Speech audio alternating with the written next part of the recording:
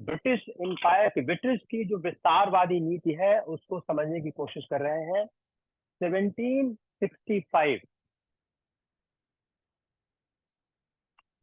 1765 to 1785, 1765 to 1785, इन 20 वर्षों में British अपने फेल कर गए, अपने फेल्ड एक्सटेंड टेरिटरी, सीमा क्षेत्रों के विस्तार करने में असफल रहे, लेकिन अपने political influence succeeded in increasing political influence.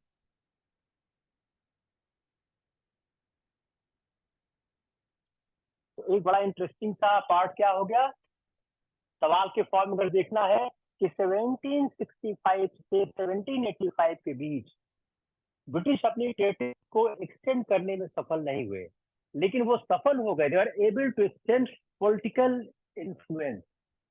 अगर आप देखें पॉलिटिकल इन्फ्लुएंस कैसे हुआ, जो वॉर अगेंस्ट मराठा हुआ, वॉर अगेंस्ट मराठा,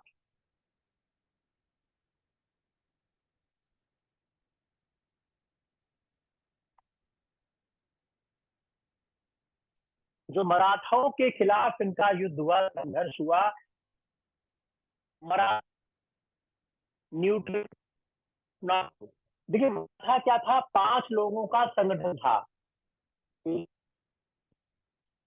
कहाँ के थे, पुणे के।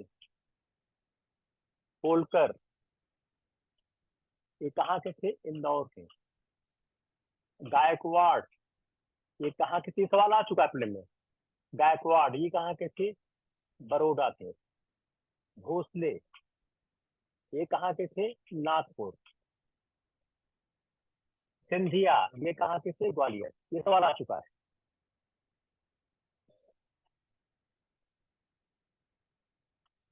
This question has been asked, कि आप ये सीरीज बनाओ। This question has been asked more than UPSC.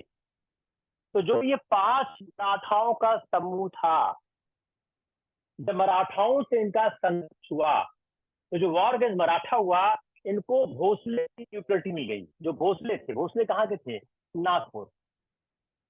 Bhosle, Nagpur के भोसले की इनको न्यूट्रलिटी मिल गई। They got the neutrality of the Nagpur of the.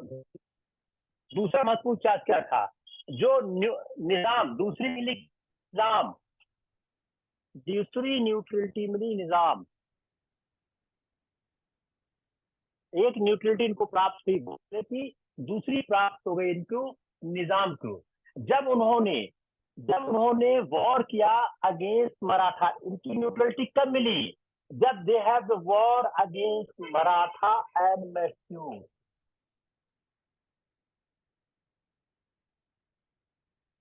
जब मराठा और मैसूर के खिलाफ इनका संघर्ष हुआ, तो इनको न्यूट्रल प्राप्त हो गई, तो कहते हैं निजाम। इसका फायदा क्या हुआ, कंबाइंड स्ट्रेंथ थी।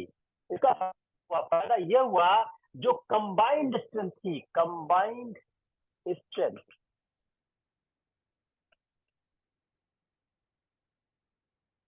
मराठा प्लस निजाम प्लस मैसूर,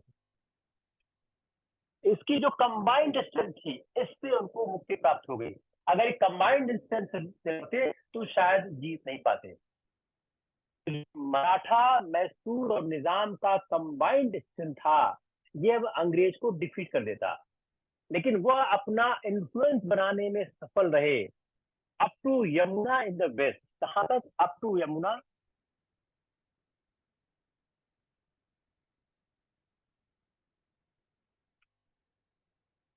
वेस्ट में यमुना पॉलिटिकल इन्फ्लुएंस बना रहा, और हैदराबाद इन साउथ। तो यह एक मेजर अचीवमेंट था ब्रिटिश शासन का कि जब वो नहीं जीत पा रहे थे ज्यादा टेरिटरी, तब उन्होंने अपने पॉलिटिकल इन्फ्लुएंस का विस्तार किया। उसके बाद आते कॉर्नवालिस।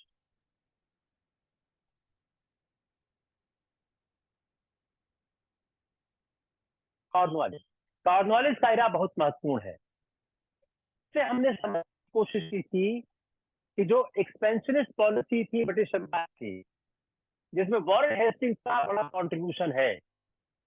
पहले कई बार बताया है कि 1766 में, ये मेरे ख्याल से पांचवी छठवीं बार बता रहा हूं मैं, कि 1766 में इन्होंने निजाम के साथ हाथ मिलाया, ब्रिटिश प्लस निजाम।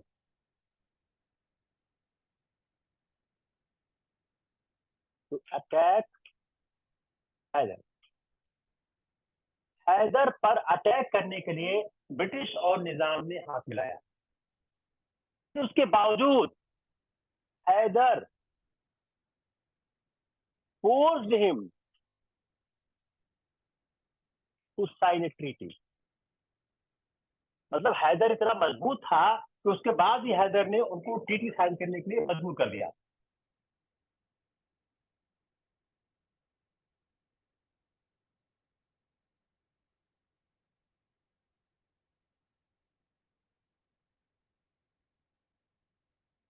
तो अगर इसको आप एनालाइज करके देखें, तो हैदर ने जो उनको मजबूर कर दिया कि ट्रीटी साइन करो, उसका एक आप आंकलन निकाल लगा सकते हैं कि जो भारतीय शक्तियां थी वो बहुत मजबूत थी, उनको हराना आसान नहीं था।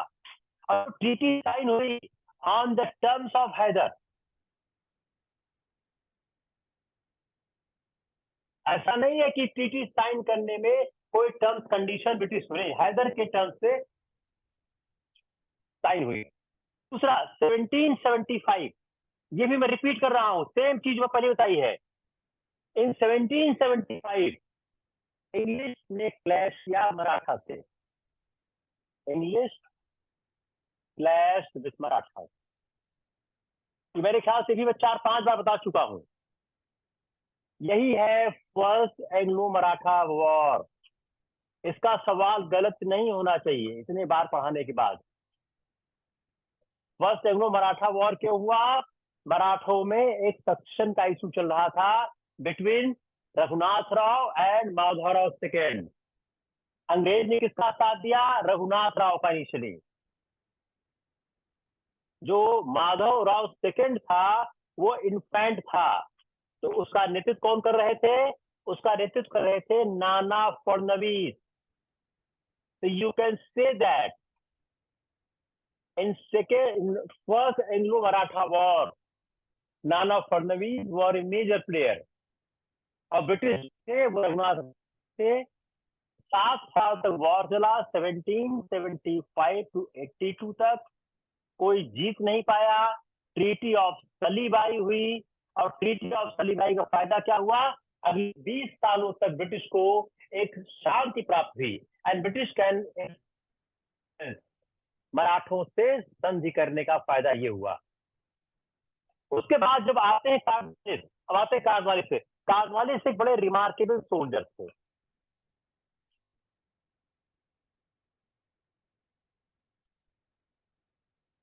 बड़े रिमार्केबल सोल्जर का के रूप में कार्नवालिस का नाम था। और इन्होंने जो अमेरिकन वॉर ऑफ इंडिपेंडेंस है,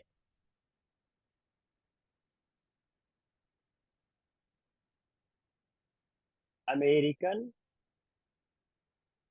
वॉर ऑफ इंडिपेंडेंस, यहां पर उन्होंने यॉर्क टाउन में सरेंडर किया था। लेकिन इस सरेंडर करने के बावजूद, despite he surrender York town, his reputation has not gone down. इनकी रेपुटेशन स्क्वायर हुई, और इन्होंने 76 में 1784 में पिट्स का इंडिया एक्ट आया है। हमने बहुत विस्तार से डिस्कस किया है पिट्स का इंडिया एक्ट किसके समय में आया है। हम लोगों ने कल इसको बहुत क्लियरली समझाया है। 1766 में पिट्स का, 1784 में आता है पिट्स का India act.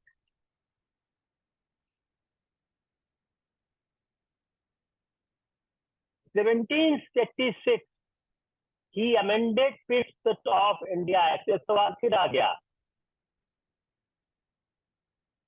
who amended Fifth of India Act and why? एक आप पूरी क्रोनोलॉजी बनाइए, आपके पास कितने एक्ट है, प्रावधान है, उन सारे प्रावधान को आप लिखिए। 1786 में फिट्स ऑफ इंडिया एक्ट को अमेंड किया, क्यों किया गया? जो काउंसिल का डिसीजन है, काउंसिल डिसीजन, उसको ओवर रूल किया जा सके इफ नेसेसरी, अगर आवश्यकता पड़े तो काउंसिल के डिसीजन को ओवर रूल किया जाए। जो मेजॉरिटी आपने जिसे पढ़ा था कि जो काउंसिल का प्रावधान 1773 के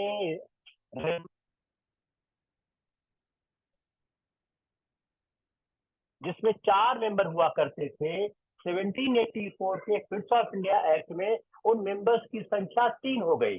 यहाँ पर कास्टिंग वोट था, गवर्नर जनरल था। अब यहाँ कास्टिंग वोट नहीं रह गया, तो एक सवाल और बन गया पुलिस का, by which amendment the casting vote of governor general has been gone। यहाँ पर आ गया। उसके बाद जब 1786 में आया तो उन्होंने काउंसिल के डिसीजन को, और क्या काउंसिल सुप्रीम हो गई थी? रेगुलेटिंग एक्ट में काउंसिल सुप्रीम हो गई थी। जब काउंसिल सुप्रीम हो गई तो काउंसिल के डिसीजन को फॉलो करना जरूरी हो चुका था, तो उन्होंने एक अमेंडमेंट किया 1786 में, ताकि वो ओवर कर सके डिसीजन ऑफ मेजॉरिटी ऑफ इस काउंसिल अगर आवश्यक हो। strict aristocratic family, he was the first person to come from aristocratic family। Aristocratic family से गवर्नर जनरल चूज करने की परंपरा शुरू हुई। With the Cornwallis a new tradition has been started to choose governor general from an aristocratic family.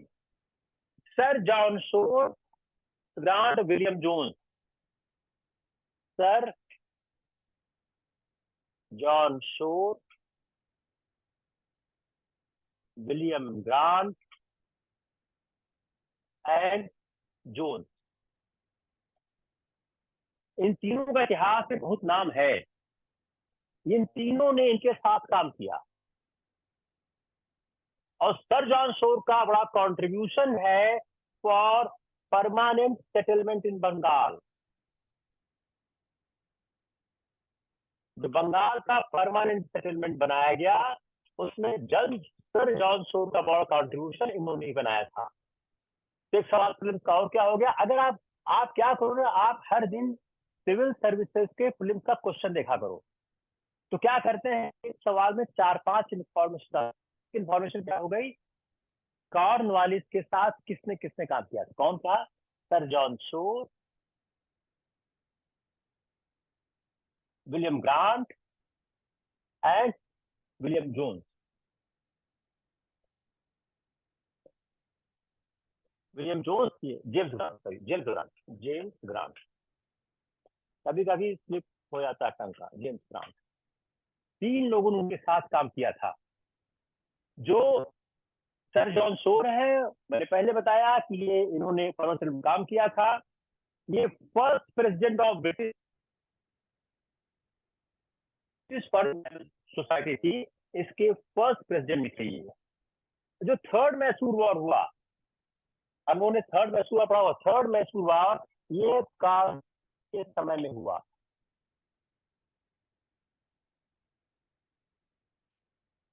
मैंने कल के class में कहा है कि आप एक लिस्ट बनाइएगा, जितने कर्नाटिक वॉर हुए, जितने मराठा वॉर हुए, जितने मैसूर वॉर हुए, ये सब के सब किसके समय हुए हैं।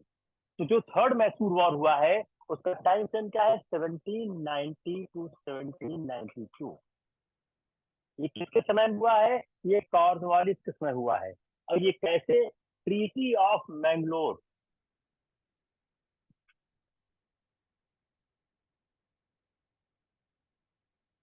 ट्रीटी ऑफ मैंगलोर कब हुई है? ये हुई है 1784 में। ट्रीटी ऑफ मैंगलोर ने क्या किया था, इसने मिलिट्री स्ट्रेंथ, एक सवाल और हो गया कि ट्रीटी ऑफ मैंगलोर से क्या एग्जीक्यूट होता, military strength of Hyder, strength of Hyder from the treaty of Mangalore it exhibit, प्रदर्शित करती है, it exhibit the military strength of the Hyder because it has been signed, Hyder Ali के शर्तों पे ट्रीटी साइन हुई थी। अब उसके बाद टीपू क्या चाहता था, टीपू चाहता था, Tipu wanted to eliminate British,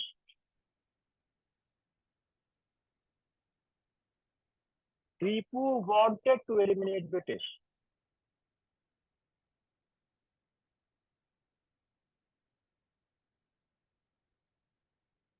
Tipu British को भारत से बाहर करना चाहता था, साथ साथ निजाम और मराठाओं से वो नाराज था, साथ साथ वो निजाम और मराठाओं से नाराज था, unhappy with Nizam and Maratha. Why unhappy, because they betrayed, जो ट्रीटी की शर्तें थी उन ट्रीटी की शर्तों को नहीं माना गया था। जब हैदर पर समस्या आई उन्होंने साथ नहीं दिया तो वह उनसे भी नाराज।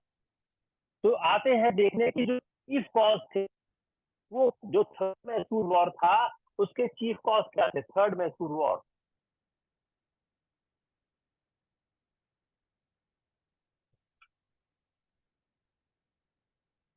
What are the chief cause, इसके मुख्य कारण क्या क्या थे, तीसरे आंग्ल मैसूर के तीसरे युद्ध के मुख्य कारण क्या क्या थे।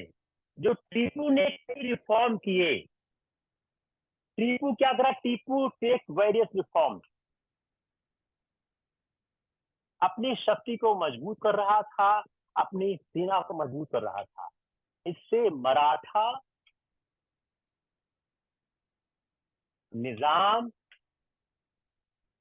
और इंग्लिश, ये तीनों के तीनों चिंतित हो गए। जो टीपू कई रिफॉर्म कर रहा था, इस रिफॉर्म में उसकी अपनी सैनिक शक्ति को आगे ले जाना शामिल था, तो टीपू के रिफॉर्म से जो निजाम मराठे से वो तीनों चिंतित हो गए। दूसरा, टीपू ने टर्की और फ्रांस,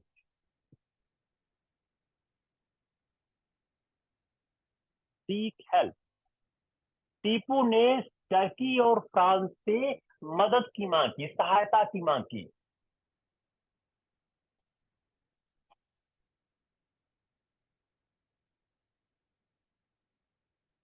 तीसरा, त्रावणकोर के एक्सपेंस पे अपनी टेरिटरी का उसने विस्तार किया। He expanded his territory in the area of the Travancore, and the Travancore क्या है, Travancore was a British ally, Travancore एक ब्रिटिश का सहायक था।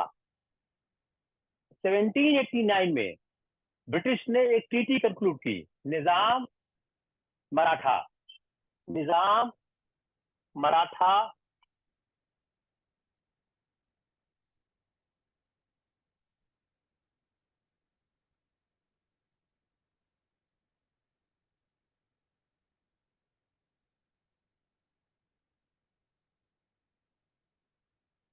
1789 में ब्रिटिश ने निजाम से ट्राइपेटाइट एग्रीमेंट और एक ट्रीटी कंक्लूड के साथ जो टीपू के अगेंस्ट थी, और फिर वॉर हुआ। उसके बाद था वो ट्रीटी ऑफ श्रीरंगपत्तनम। लिख लिया इसको, लिख लीजिए आपको किसी भी सवाल को एक लगातार शिकायत होती है कि प्रीलिम्स के सवाल सही नहीं होते, उसका एक रीजन क्या है कि आप बहुत डीप पेनिट्रेट नहीं करते हो। Once you start getting deep into the syllabus, start penetrating deep in the issue, सवाल सही होना शुरू हो जाए। भाई 10,000 लोग तो प्रीलिम्स पास करते हैं ना। ऐसा तो नहीं है कि एक पेपर हुआ और किसी को मेंस देने का चांस नहीं मिला। वो 10,000 लोग कौन होते हैं, और सब लोग वही किताब पढ़ते हैं। If you the interview of the any topper, any rank holder, last 5 years, the books are almost same, but you are not able to qualify, they are able to qualify. Why? वो उस books को penetrate करते हैं, उस books को समझकर और आगे बढ़ने की कोशिश करते हैं। लोग बोलते हैं एनसीईआरटी सवाल नहीं आता है, बहुत सही बात नहीं, एनसीईआरटी से सवाल आते हैं, लेकिन वो सवाल एनसीईआरटी के एप्लीकेशन के होते हैं। एनसीईआरटी के कोई इशू एनसीईआरटी के 4 पेजों में बिखरा हुआ है, वो चारों पेज के साथ ला देंगे। अब आपने अगर बहुत डीप नहीं पढ़ा हुआ है, बहुत इंटरेस्ट नहीं पढ़ा हुआ है, तो हुआ तो जो जब ये संघर्ष हो गया तो टीपू हार गया। फिर क्या हुई? श्री रंग पत्तनम ट्रीटी, श्रीरंगपत्तनम की संधि, इसको बहुत ही महत्वपूर्ण है।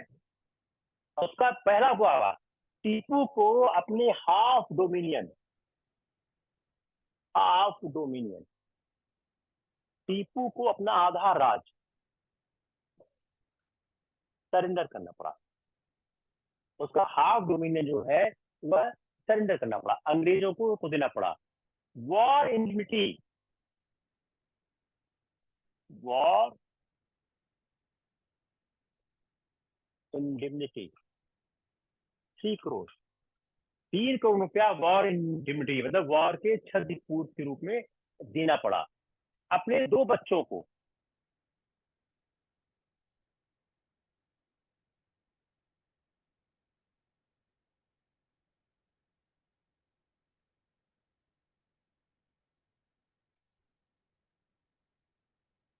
उसके 2 बच्चों को होस्टेज करना पड़ा ब्रिटिश साथ, और दोनों साइड एग्री कर गए to release prisoners of war.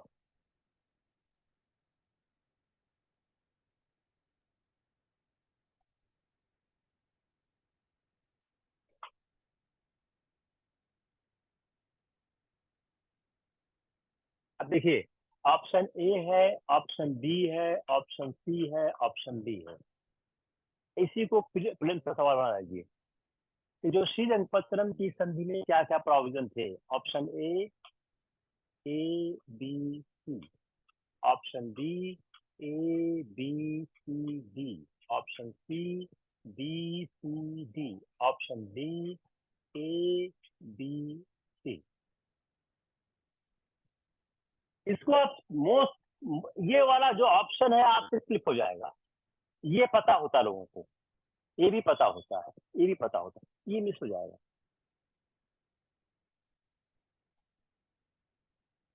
अगर किसी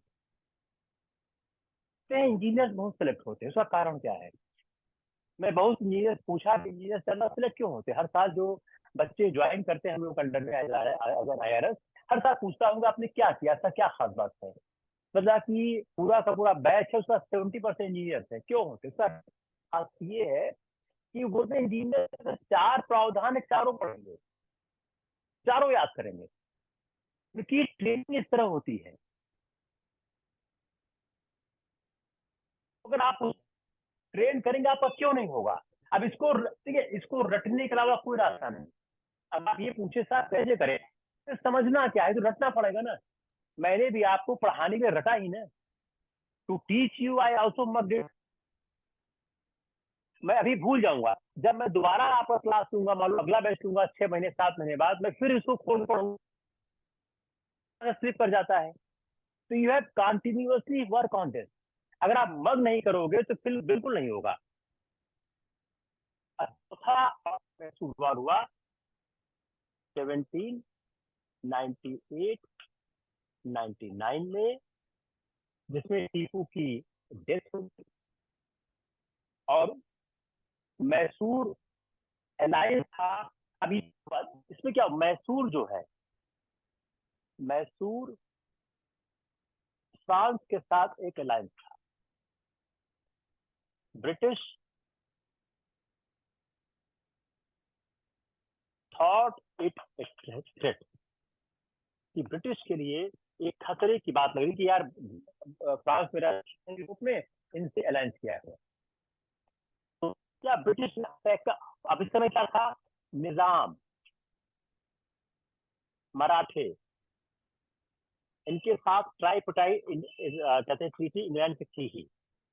तो चारों तरफ से आक्रमण कर दिया। निजाम मराठा ने नॉर्थ से कर दिया और ब्रिटिश ने अपने कलकत्ता से कर दिया। तो जो निजाम मराठे ब्रिटिश से तीनों ने आक्रमण कर दिया। टीपू मारा गया और जो एक बहुत बड़ी शक्ति थी मैसूर की, वो खत्म हो गई। और जो एक छोटा सा जो राज्य बनाया गया, वह मैसूर के जो पुराने शासक थे उनको दे दिया गया। अब कॉर्नवालिस का ये अब क्या हो गया, till now we read the expansionist policy of the Cornwallis.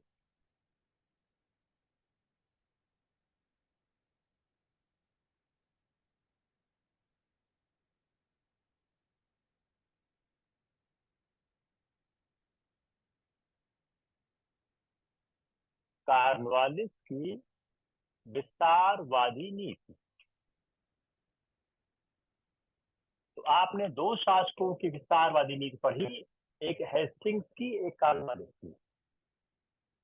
Cornwallis का जो सबसे ज्यादा नाम है, वो नाम है कॉर्नवालिस के सुधारों को लेकर। कॉर्नवालिस के सुधारों को लेकर उसका बहुत नाम है। तो we mainly know the Cornwallis for his reform. तो पहला जो सबसे महत्वपूर्ण रिफॉर्म किया कॉर्नवालिस ने, वो एडमिनिस्ट्रेशन ने किया, purification of civil services. Purification of civil services. Civil services को वह एक ईमानदार संस्था के रूप में सामने लाना चाहता था।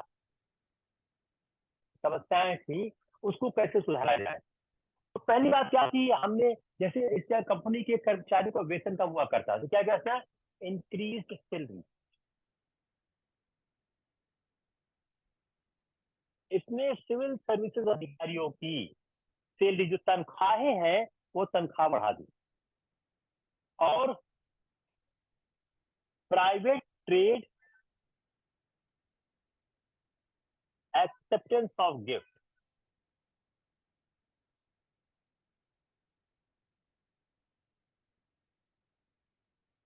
बैन कर दिया। क्या प्राइवेट ट्रेड नहीं कर सकते हो, आप गिफ्ट नहीं दे सकते हो। अगर सैलरी बढ़ाई, तो कलेक्टर की सैलरी क्या की उसने,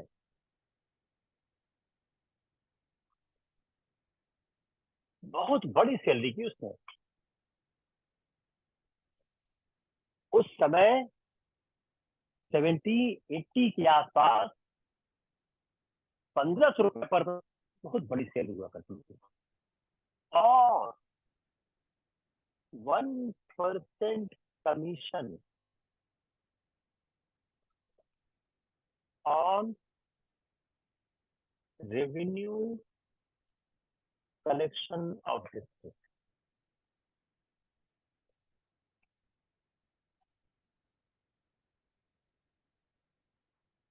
क्या देखिए, दूसरा वाला देखिए, ये बहुत इंपॉर्टेंट है। यह एक्सप्लॉयटेशन को इनकरेज करेगा। कैसे करेगा, कि जो रेवेन्यू कलेक्शन है, उसको आपने उनके तनख्वाह जोड़ दिया, इससे ज्यादा से ज्यादा रेवेन्यू कलेक्शन करना चाहेगा। तो दो महत्वपूर्ण काम क्या किया उन्होंने, उनकी 1500 रुपए पर मंथ सैलरी कर दी। दूसरा, 1% कमीशन दे दिया revenue collection of the district. Civil जज एंड कलेक्टर, एक एक पॉइंट आप लिखिएगा, इस पे सवाल बहुत आते हैं। ये जो दोनों पोस्ट थी, इसको सेपरेट कर दिया। सिविल जज और कलेक्टर की पोस्ट को सेपरेट कर दिया। पहले क्या हुआ करता था, सिविल जज और कलेक्टर एक ही आदमी हुआ करता था। कॉर्नवालिस ने इसको सेपरेट कर दिया। इस जो सिविल जज है और कलेक्टर है, इन दोनों पोस्टों को उसने अलग कर दिया और प्रमोशन को उसने किया from seniority, promotion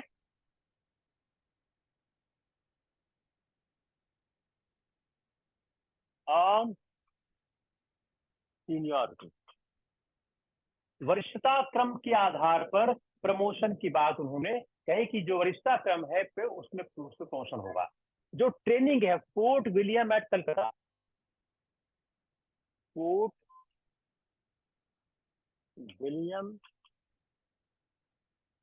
eight Calcutta, जो सिविल सर्विसेज अधिकारी हैं इनकी ट्रेनिंग के लिए उन्होंने एक इंस्टीट्यूशन एस्टेब्लिश किया।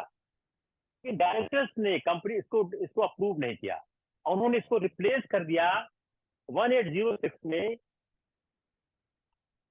हेलबरी इंग्लैंड, हेलबरी इंग्लैंड,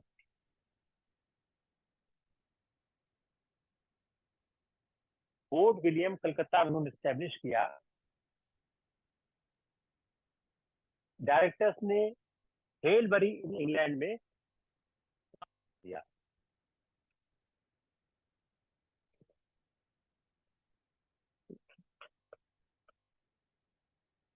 सबसे महत्वपूर्ण बात, complete exclusion of Indian from civil services, भारतीयों को सिविल सर्विसेज से पूरी तरह से बाहर कर दिया। जो सारी पोस्ट थी जिनकी सैलरी 500 पाउंड से ज्यादा थी, वो सारी सर्विस थी जिनकी भी सैलरी 500 पाउंड ए ईयर, इससे जो भी अधिक थी, जो भी ऐसे पोस्ट थे जिनकी सैलरी एक साल में 500 पाउंड ज्यादा थी, वह कौन रखेगा? Only English man. ये भी सवाल आ चुका है, ये भी सवाल आ चुका है, ये सिर्फ इंग्लिश मैन के पास रहेगी। ये जो पॉलिसी थी, ये पॉलिसी ये it is not only for civil services, it applied other branches. जो सरकार के और विभाग थे, उन और विभाग के ऊपर भी इसको अप्लाई किया गया। ये बड़ी डेडली पॉलिसी थी। अब ये बड़ी इंपॉर्टेंट चीज है कि इसको इंग्लैंड, अब अगला सवाल देखते हैं, इसको क्यों इंग्लिश फॉलो कर रहे थे? Why East India company was following the policy of exclusion of Indians from the post of 500 pounds a year, 500 pounds और एवर, 500 पाउंड या उससे अधिक तनख्वाह पाने वाले व्यक्तियों को क्यों अंग्रेज प्रशासन से बाहर कहना चाहते थे? पहली बात क्या थी? Administration on British idea. पहली बात, administration on British idea, administration on British idea.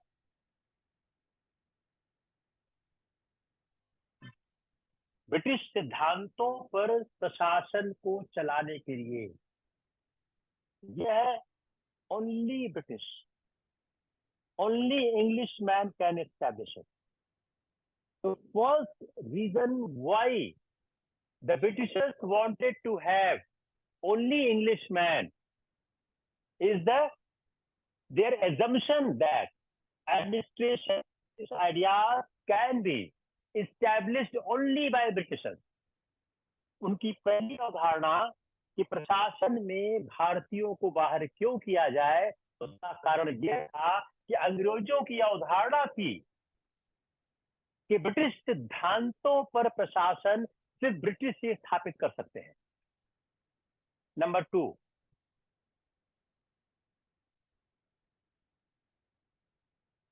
Ability.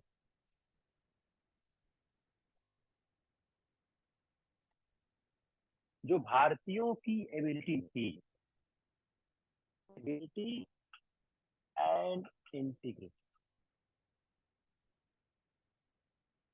they do not trust. They do not trust the ability and integrity of the Indians. भारतीयों की क्षमता और सत्यनिष्ठा पर उनका कोई विश्वास नहीं था. Believe that Indians are corrupt. Cornwallis का यह विश्वास था, यह सोचना था, मानना था कि भारतीय पूरी तरह से भ्रष्ट है. अब यह सोच उनकी बहुत ही एकांगी थी, इस सोच का कोई आधार नहीं था. यह पूरे भारतीयों के लिए कहना बिल्कुल गलत था. जैसे अगर भारतीय करप्ट थे, उसी तरह से ब्रिटिश भी करप्ट थे. A deliberate policy,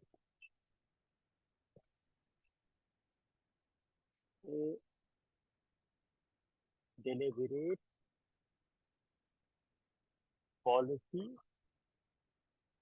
to consolidate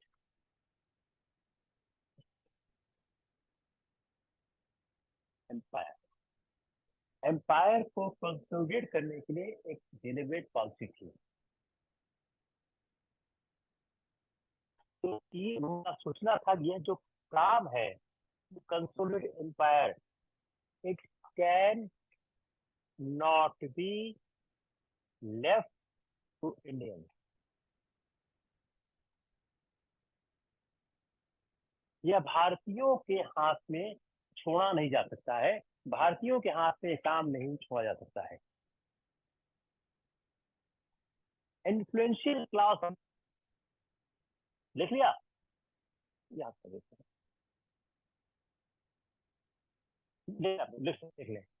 ले.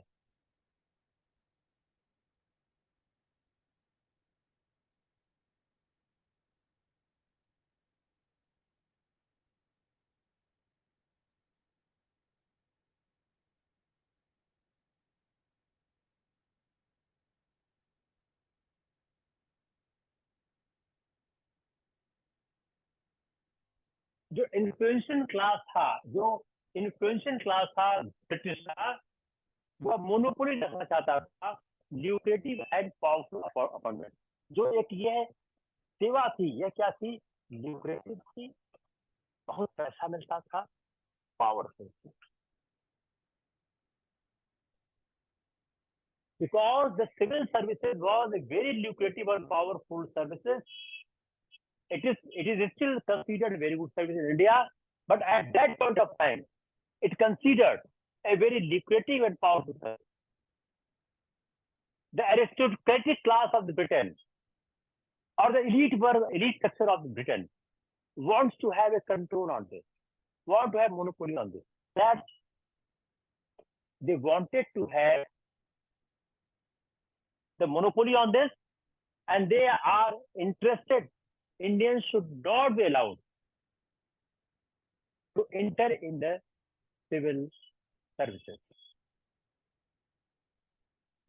अब एक बोन ऑफ कंटेंशन हमेशा था.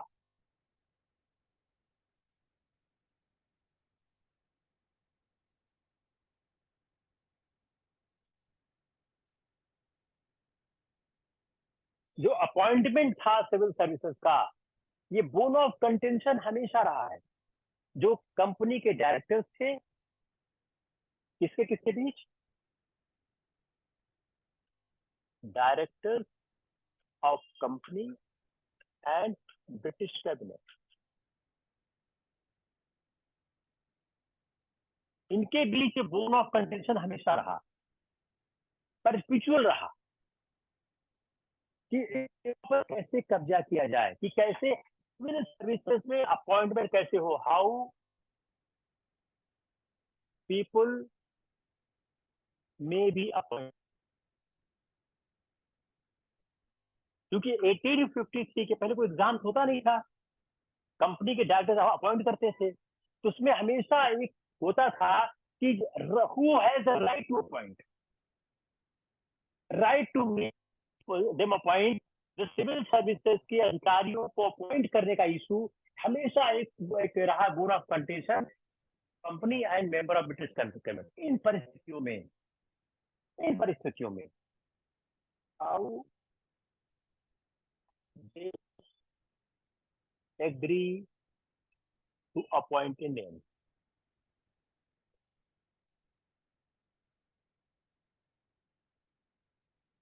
सिविल सेवा के अधिकारियों का अपॉइंटमेंट किस तरह से हो, सिविल सेवा अधिकारियों की नियुक्ति किस तरह से हो, यह एक लगातार संघर्ष का मुद्दा रहता था ईस्ट इंडिया कंपनी के डायरेक्टर और ईस्ट इंडिया कंपनी के निदेशक और ब्रिटिश कैबिनेट के बीच के मध्य। अगर नियुक्ति को लेकर दो बड़ी संस्थाओं में जो विदेशी संस्थाएं हैं उसमें अगर संघर्ष होता रहेगा तो कैसे वो संस्थाएं किसी भारतीय को सिविल सेवा में आने की अनुमति प्रदान करेंगी। There was a perpetual bone of contention between directors of East India Company and British how to appoint in India. If there is such a contention between these two powerful institutions of Britain, then how they will allow Indians to enter in the civil services? Clear? यह बड़ी हो गई थी। It became very strong service. It became very strong service. यह बहुत ही strong service, समय के साथ साथ, समय के बढ़ने के साथ साथ यह बहुत स्ट्रॉन्ग सर्विस हो गई। लेकिन इस सर्विस ने, ये जो सर्विस स्ट्रॉन्ग हुई, इस सर्विस ने help only Britain, help only Britain, only British, no help to Indian. ये सर्विस चाहे जितनी मजबूत हुई हो, इससे भारतीयों का कोई फायदा नहीं है। जो भी फायदा हुआ वो सारा का सारा फायदा सिर्फ ब्रिटिश हुआ। अब इस सर्विस ने क्या किया, ये सर्विस ने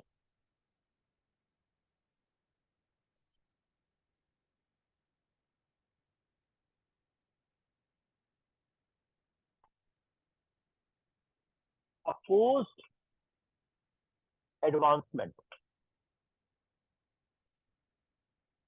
बड़ा ही निगेटिव पॉइंट है इस सर्विस का, कि सर्विस ने यह चीफ अपोनेंट हो गई। जितने प्रोग्रेसिव और एडवांस थे इंडियन लाइफ में, उसकी यह सर्विस पूरी तरह से आगे चली गई। और यह जो इसका मेन टारगेट था, जो इंडियन नेशनलिज्म था, इंडियन नेशनलिज्म इसका मेन टारगेट था। तो दो चीज महत्वपूर्ण क्या हो गई कि इस सर्विस ने जो भी अच्छा कुछ था, जो कुछ वृद्धि हो रहा था, वह उन्होंने उसका करना शुरू किया। अब जब भारत में राष्ट्रवाद पनपने लगा, तो पनपते हुए राष्ट्रवाद को इस सर्विस ने बहुत नुकसान पहुंचाया, उसको तोड़ने की कोशिश की। These are reasons why the Indians was not allowed in the civil services. Next is the police. Police reform जरूरी था। उसमें पहला काम क्या किया, जो जमींदार के पास पुलिस पावर थी, जमींदार वेयर having police power.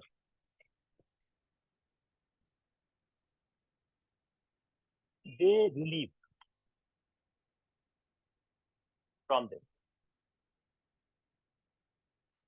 जमींदारों के पास पुलिस की शक्तियां थी, उसको कार्नवालिस से उनसे हटा दिया और उसके लिए उन्होंने क्या किया, रेगुलर पुलिस फोर्स को किया।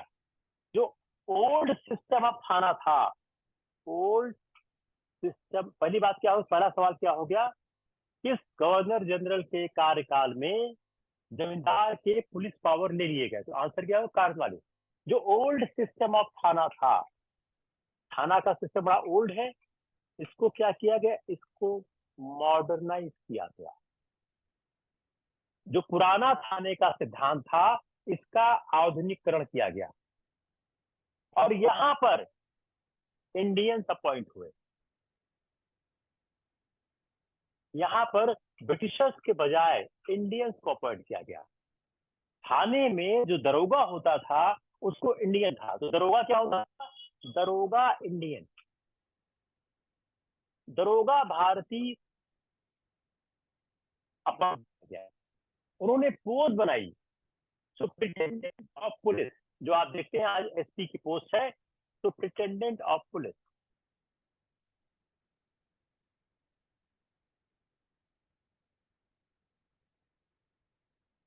इसको उन्होंने हर डिस्ट्रिक्ट में क्रिएट किया।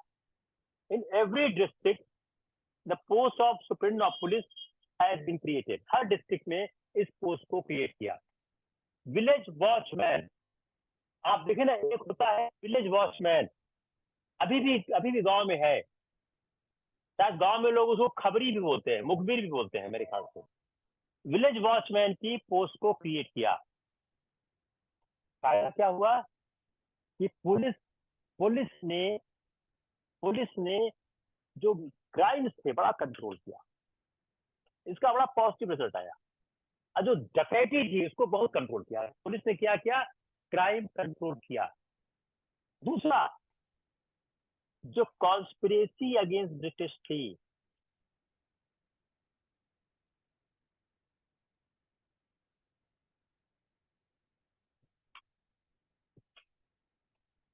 कॉन्स्पिरेसी अगेंस्ट ब्रिटिश में ब्रिटिशर्स की हेल्प की, इसको रोकने की कोशिश की। अब इसको कौन कंट्रोल करता था, पुलिस को कंट्रोल करता था डिस्ट्रिक्ट जज।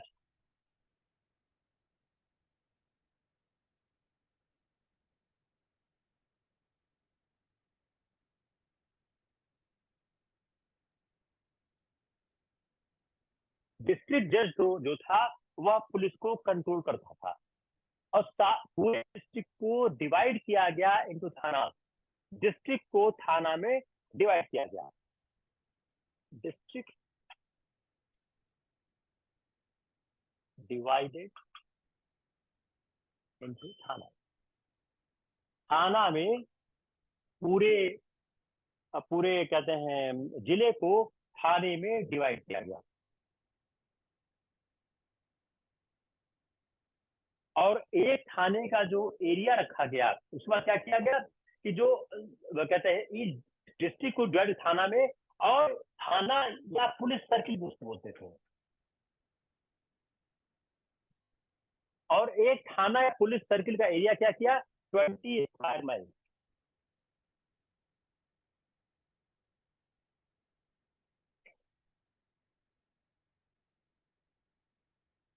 Hope it is clear. तो हम लोगों ने कार्नवालिस की विस्तारवादी नीति समझी, कार्नवालिस के सिविल सर्विसेज के सुधार समझे, कार्नवालिस के पुलिस रिफॉर्म को समझा। Next class will take the judicial reform of the Cornwallis and policies program of the Cornwallis. दो इंपॉर्टेंट चीज और आपको कर देते हैं बिफोर क्लोजिंग द क्लास, कि हेस्टिंग्स और कार्नवालिस के समय में कौन कौन सी घटनाएं हुई। ये सवाल अक्सर पूछा जाता है, अक्सर आता है। पहले करते हैं Warren Hastings. Warren Hastings, chronology. Warren Hastings के समय में पहली बात क्या है, dual system abolished, dual system abolished, जो द्वैध शासन है वह समाप्त कर दिया गया। रेवेन्यू रिफॉर्म, हमने पिछली बार बात किया है,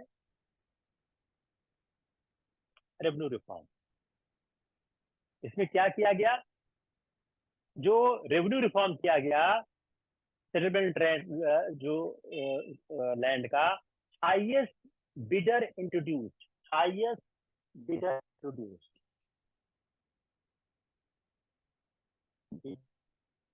हाईएस्ट बिडर को इंट्रोड्यूस किया गया। Appointment of collector, appointment of collector. अब देखिए, कलेक्टर की सैलरी कब बनी है, ये बनी है ठीक हुई है कार्नवालिस समय में, लेकिन अपॉइंटमेंट ऑफ कलेक्टर्स कब हुआ था, वॉरेन हेस्टिंग्स के समय में। जुडिशियल रिफॉर्म स्टार्ट हो गया था वॉरेन हेस्टिंग्स के समय में। जुडिशियल रिफॉर्म जो हम कल बात करेंगे, ये वॉरेन हेस्टिंग्स के समय में स्टार्ट हो गया था। इन्हीं के समय में बिगनिंग हो गया था इंडियन लीगल सिस्टम का, जो दीवानी और फौजदारी अदालत थी, जो दीवानी एंड फौजदारी दो अदालतें थी, इन दोनों अदालतों की शुरुआत वह स्टार्ट हो गई थी वॉरेन हेस्टिंग्स के समय में। Codification of Hindu and Muslim law, codification of Hindu and Muslim law, Hindu और मुस्लिम लॉ का कोडिफिकेशन का काम ये वॉरेन हेस्टिंग्स के समय में ही होने लग गया था। Trial of Nand Kumar, trial of, कल हम पढ़ा था trial of Nand Kumar,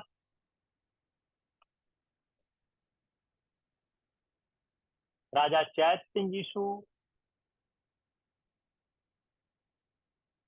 Rohilla war, Begum of Awadh issue, किसके समय में हुआ था, वॉरेन हेस्टिंग्स के टाइम में ये कार्य हुए थे। First Anglo Maratha war, second Anglo Maratha war, first Anglo Maratha war,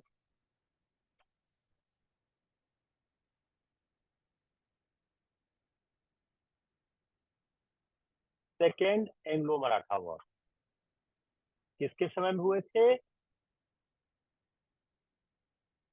first Anglo and second Anglo Maratha war दोनों के दोनों हेस्टिंग्स के समय में हुए थे।